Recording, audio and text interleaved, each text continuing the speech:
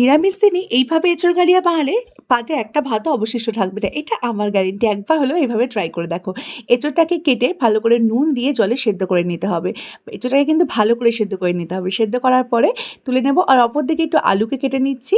এঁচোড়টাকে সেদ্ধ করে তুলে নেওয়ার পর এটাকে আর ভাজতে হবে না, ওইভাবেই রেখে একটু ঠান্ডা করে নাও। অপর দিকে আলুটাকে একটু সর্ষে তেলে নুন আর হলুদ দিয়ে কড়া করে ভেজে নাও।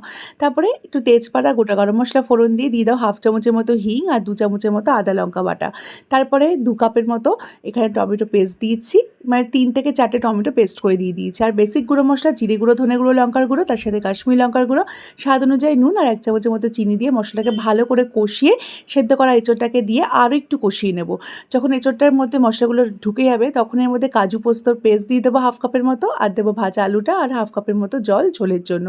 তারপরে একটুখানি ঘি আর গরম মশলা ছড়িয়ে এটাকে ভালো করে ফুটিয়ে নিয়ে টানিয়ে নিলেই রেডি। এইভাবে একটা বার ট্রাই করো, তোমাদের ভালো লাগবেই লাগবে।